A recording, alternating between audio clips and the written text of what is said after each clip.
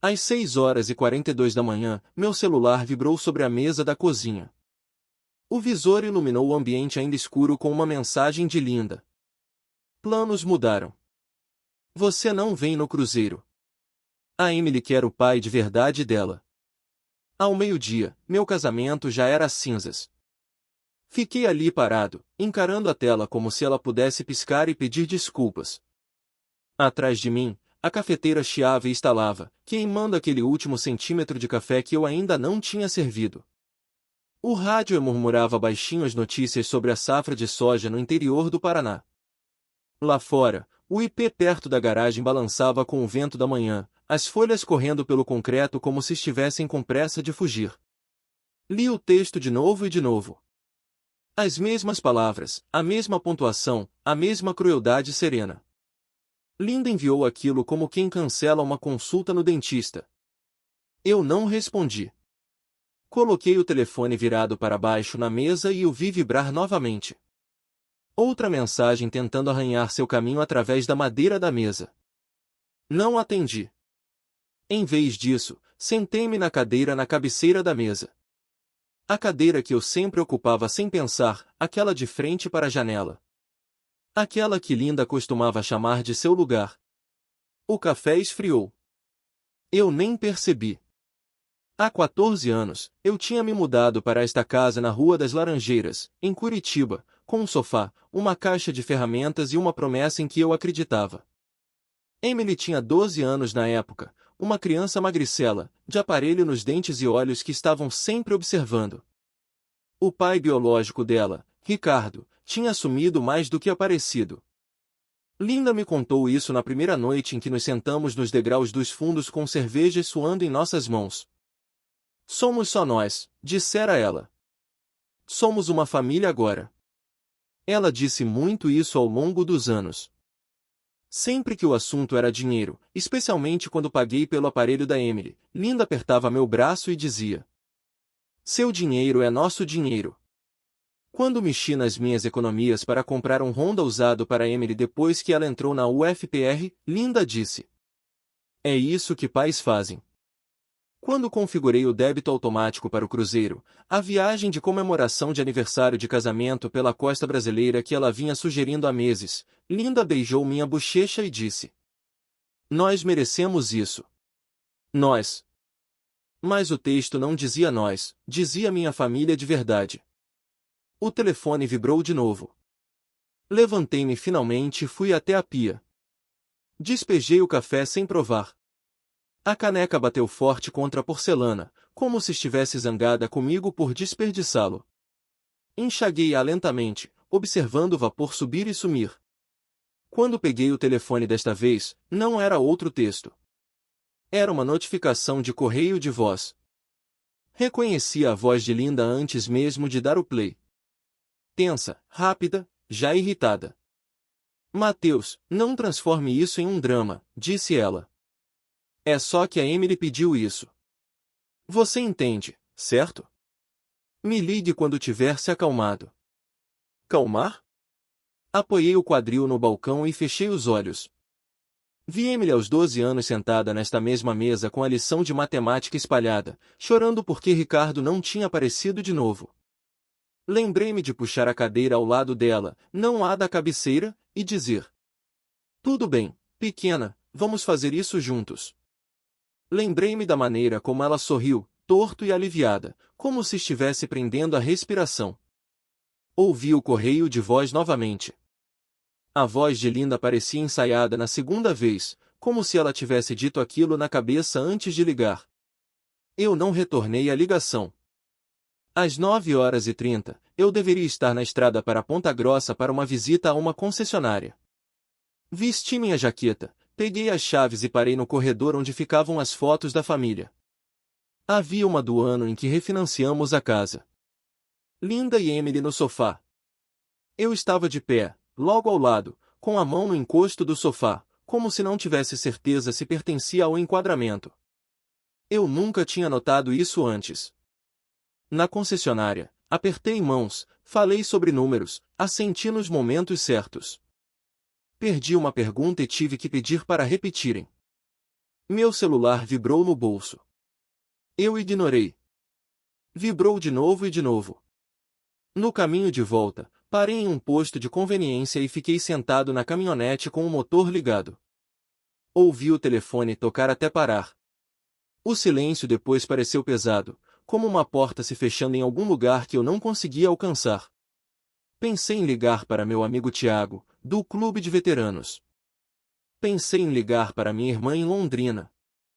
Pensei em ligar para o Ricardo e perguntar o que diabos ele achava que estava fazendo, voltando para minha vida como um convidado que finalmente notou a conta. Em vez disso, dirigi para casa. A casa estava quieta demais. Linda tinha saído cedo para o aeroporto, então a cama estava feita, esticada e lisa como a de um hotel. Sentei-me à mesa novamente naquela cadeira da cabeceira e olhei para os lugares vazios. Imaginei Linda e Emily no convés do cruzeiro, o vento nos cabelos, Ricardo encostado na mureta como se tivesse merecido a vista. Meu celular vibrou mais uma vez. Um texto de Emily desta vez. Por favor, respeite o nosso espaço. Encarei a mensagem até as letras ficarem borradas. Coloquei o telefone de lado. Não o joguei. Não xinguei. Apenas o virei de bruços e o empurrei alguns centímetros para longe, como se faz com algo quente que você não quer mais tocar. O rádio mudou para as notícias. Uma história sobre o nível dos rios, sobre barcos, sobre partidas e retornos. Fiquei sentado ali por mais tempo do que pretendia, ouvindo, respirando, deixando a dor se transformar em algo mais pesado e constante.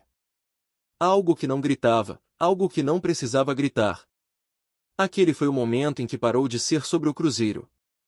Foi o momento em que entendi que aquilo não era um mal-entendido ou uma manhã ruim. Era uma linha sendo traçada, uma que elas vinham desenhando há anos enquanto eu pagava as contas e sorria para as fotos. Levantei-me, peguei a cadeira da cabeceira e a empurrei para baixo da mesa, como se estivesse limpando um espaço. Então peguei meu telefone e desliguei as notificações. Não dormi muito naquela noite. Não foi aquele tipo de agitação de virar de um lado para o outro, apenas o tipo em que seus olhos estão fechados, mas seu cérebro continua andando em círculos. Toda vez que eu cochilava, aquela frase voltava. Minha família de verdade. Ficava ali como areia sob uma lente de contato, pequena, mas impossível de ignorar. Às 5h30, desisti. Fiz a barba, me vesti e fiz café de novo. Desta vez, bebi de pé. A casa parecia diferente à luz da manhã, como se estivesse esperando por instruções. Verifiquei meu telefone por hábito. 3 chamadas perdidas de Linda, 2 correios de voz. Não ouvi. No caminho para o trabalho, o rádio oscilava entre as estações. Um relatório agrícola, depois conversas sobre taxas de juros.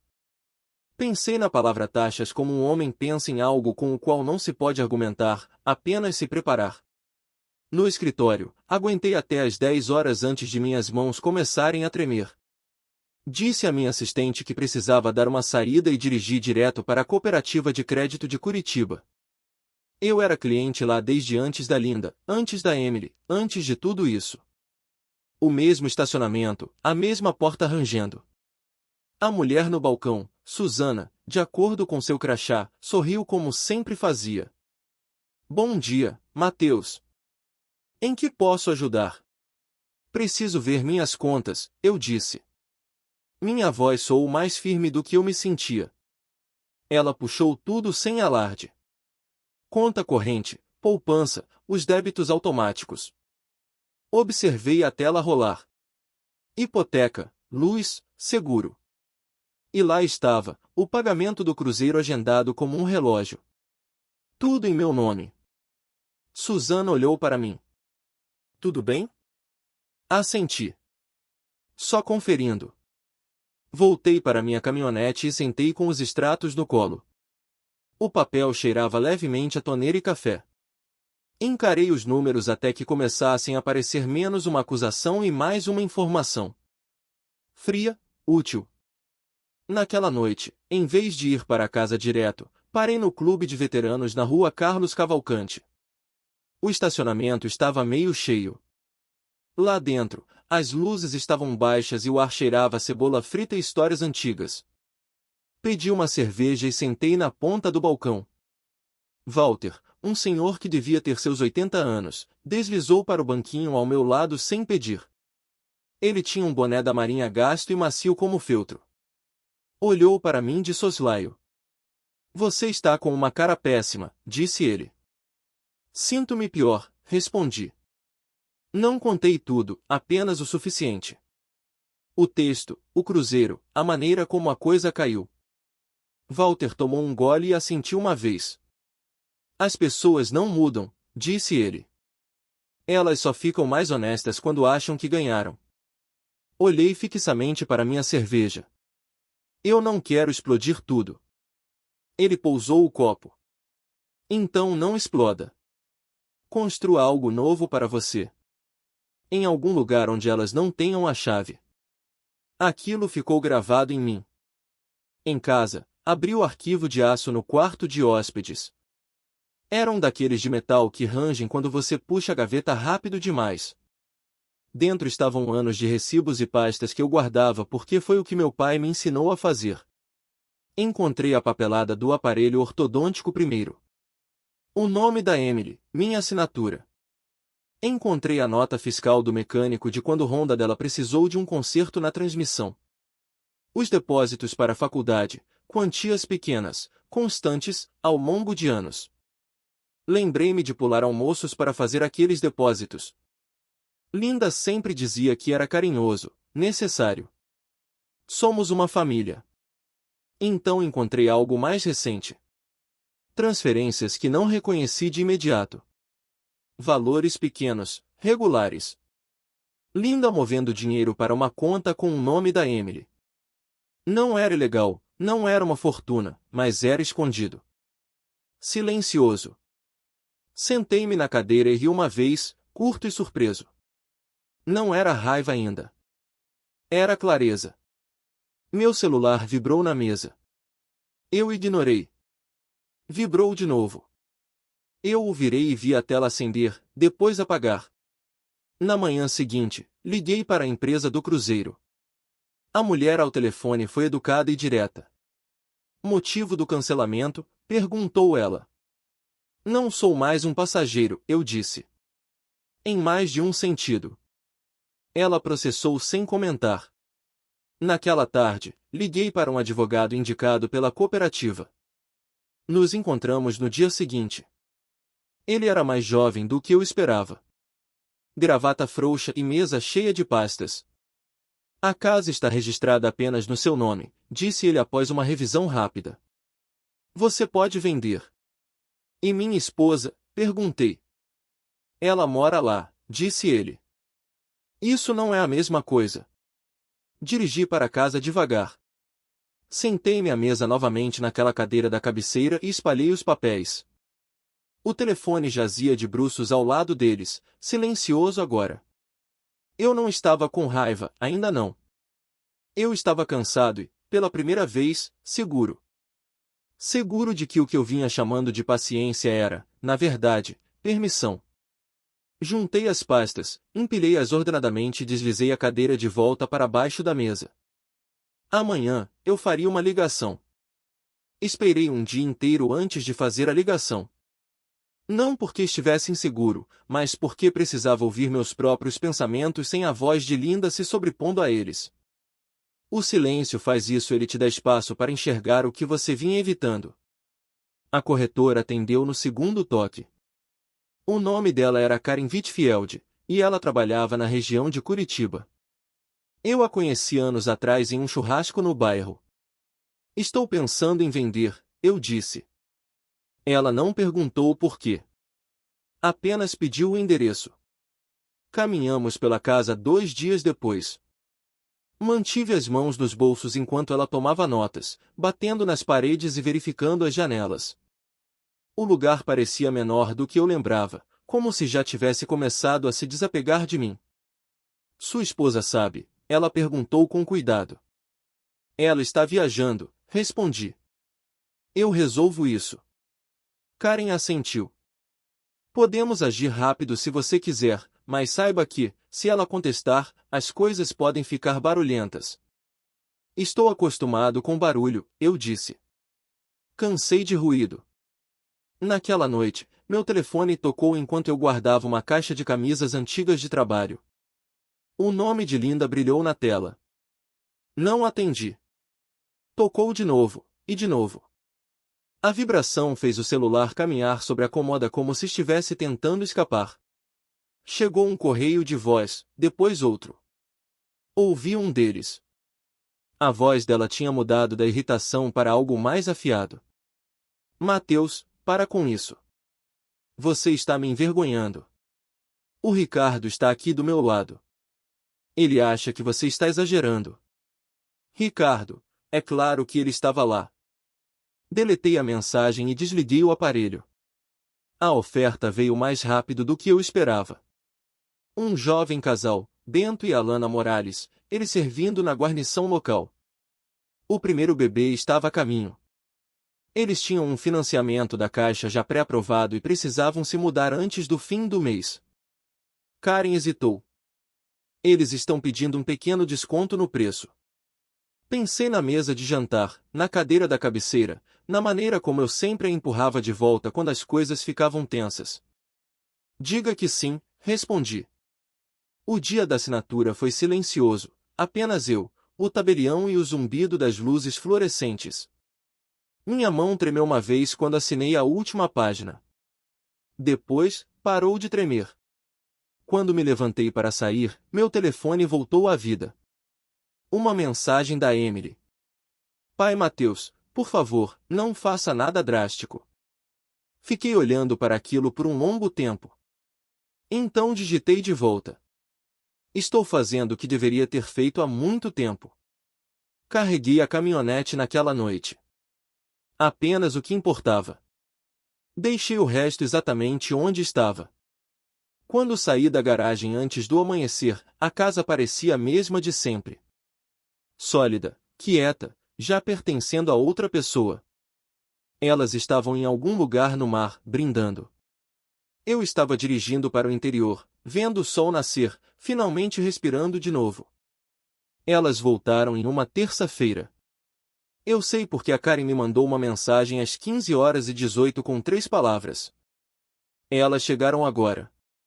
Eu estava sentado em uma lanchonete na beira da estrada, um lugar com bancos de couro e um café que parecia ter desistido de ser café há muito tempo. Não respondi de imediato. Pousei o telefone, entrelacei as mãos e encarei o suporte de guardanapos como se ele pudesse explicar alguma coisa. Depois peguei o telefone e esperei. Linda foi a primeira a ligar. Não atendi. 5 minutos depois, Emily. Também não atendi.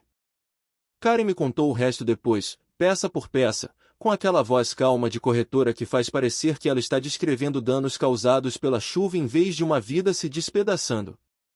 Linda tinha entrado na garagem, rindo, com a mala ainda no porta-malas. Emily vinha logo atrás, de óculos escuros e celular na mão. Ambas acharam engraçado no início algum carro que não reconheceram, o gramado aparado de um jeito diferente, um vaso novo perto da porta. Então Linda tentou a chave. Karen disse que ela sacudiu a maçaneta com força, como se achasse que a fechadura pudesse se desculpar e abrir por puro constrangimento. Quando a porta não cedeu, Linda deu um passo atrás e encarou a casa como se o imóvel a tivesse traído pessoalmente. Ela gritou meu nome em voz alta. Depois começou a discar. Lá dentro, Bento Morales abriu a porta, apenas uma fresta, ainda com a trava de segurança. Ele foi educado, pediu desculpas e até disse que tinham acabado de se mudar naquela manhã, deu o nome dele e perguntou se podia ajudar. Linda soltou uma risada curta e aguda, disse a ele que ele estava na casa dela. Bento perguntou o que ela queria dizer com aquilo. Foi quando Linda começou a berrar. Alana apareceu atrás dele, com uma mão sobre a barriga. Emily ficou paralisada na calçada, o telefone agora abaixado, o rosto pálido. Karen disse que o silêncio foi o que mais a impressionou aquele meio segundo em que Emily olhou em volta como alguém que espera levar um soco. A polícia chegou. 2 policiais, um deles mais velho, com cara de quem preferia estar em qualquer outro lugar do mundo. A papelada foi mostrada, nomes lidos, datas conferidas. O policial mais velho virou-se para Linda e disse: Minha senhora, de quem é o nome que está na escritura? Karen me contou que Linda não respondeu de imediato. Aquela pausa. Foi ali que a ficha caiu. Linda me ligou de novo. Atendi no quarto toque. Mateus, ela disse, sem fôlego. O que você fez? Recostei-me no banco da lanchonete e olhei para o estacionamento. Um caminhão passou.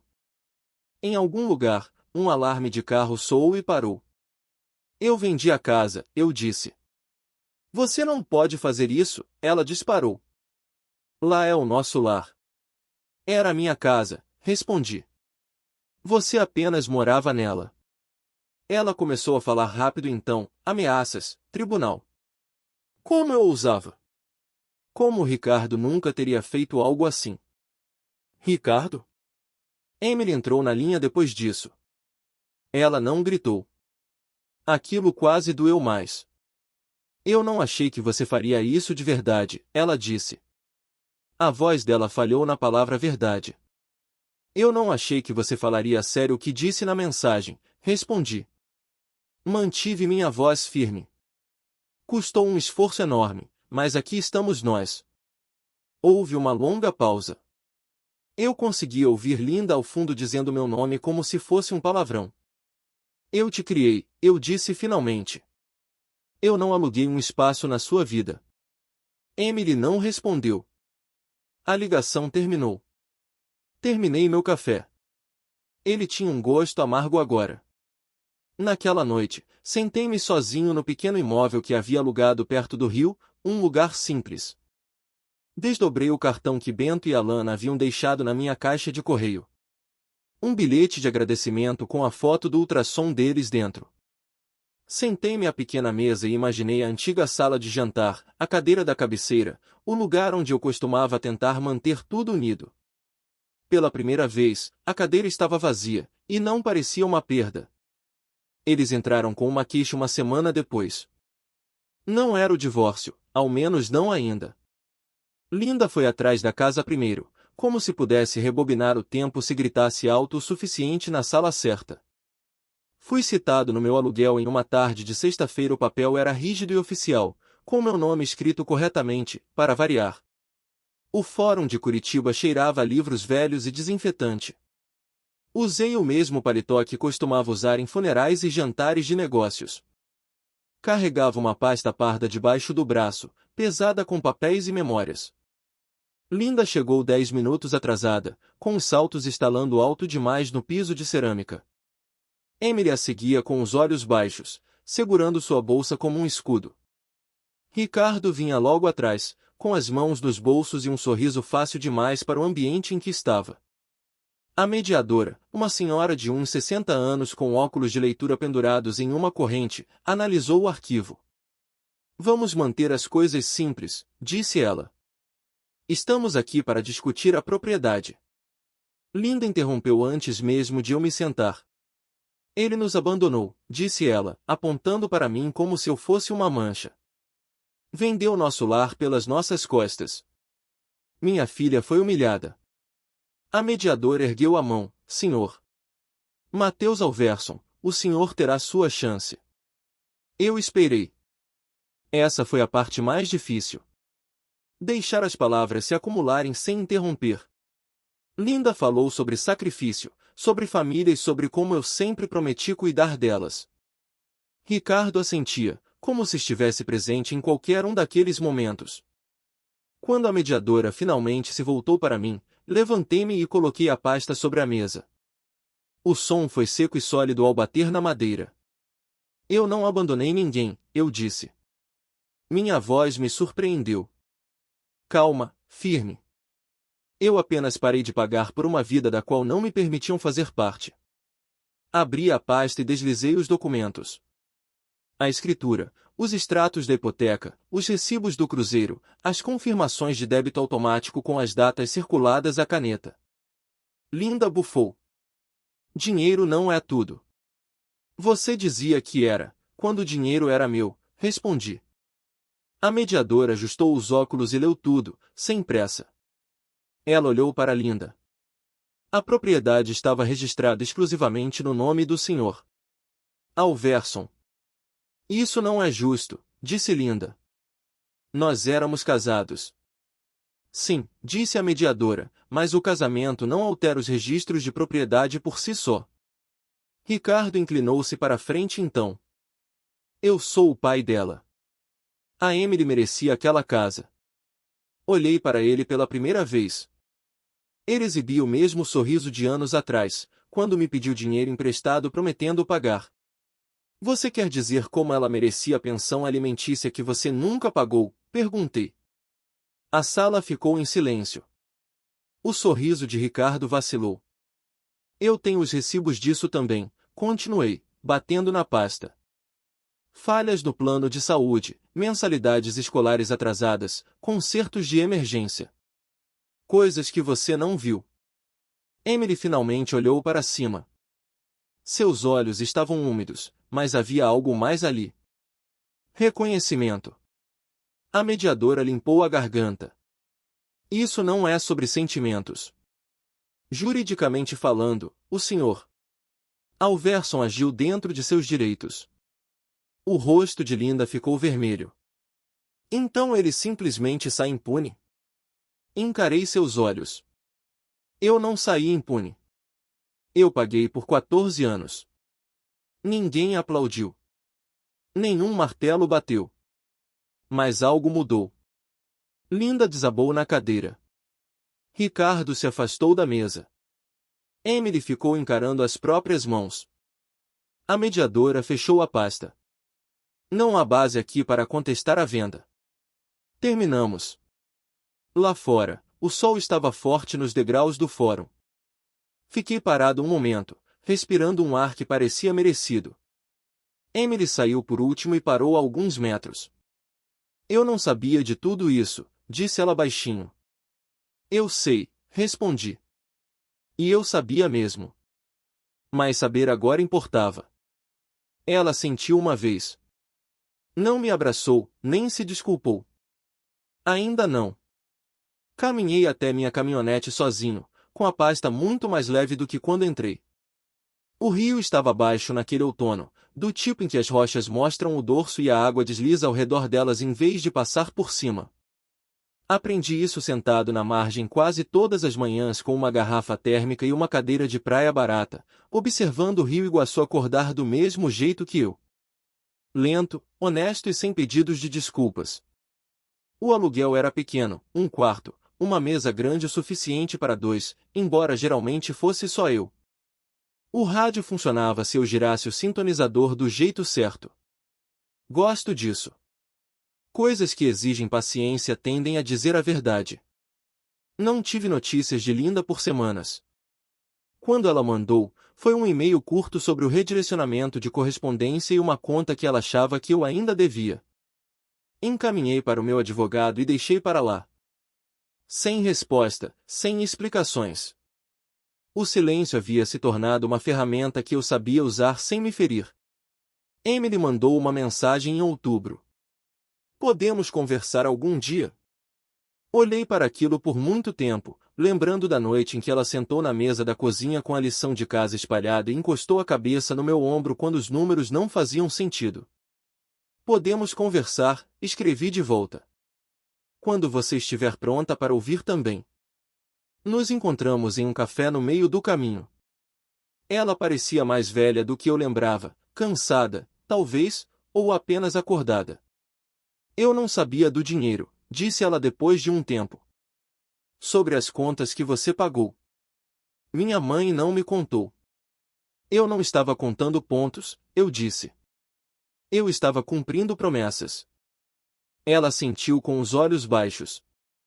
Eu não deveria ter dito o que disse.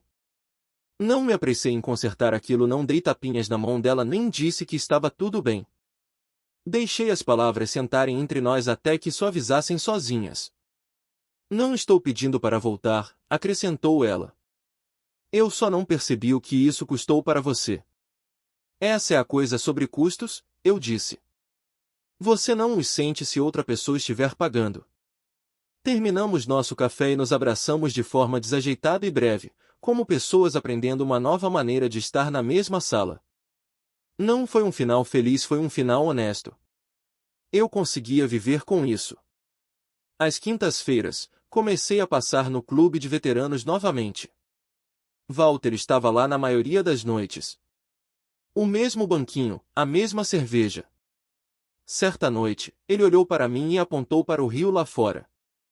Você parece mais leve, disse ele. Eu estou, respondi. Acontece que o silêncio pesa menos do que o fingimento.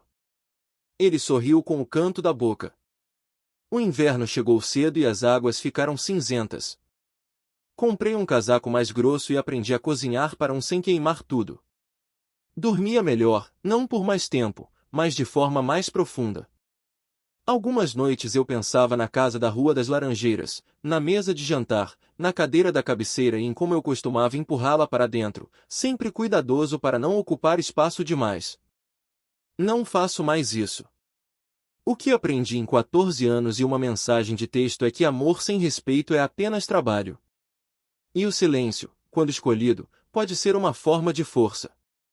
Se você já foi silenciosamente apagado ou ouviu que pertencia a um lugar até o momento em que deixou de pertencer, espero que esta história te lembre que a dignidade não é barulhenta e a justiça nem sempre grita. Às vezes, ela apenas assina os papéis, carrega a caminhonete e segue em frente. Obrigado por ouvir minha história até o fim. Se ela tocou você, deixe um like, escreva nos comentários o que mais te marcou e não se esqueça de dizer de onde você é. Inscreva-se no canal, muitas outras histórias ainda estão por vir.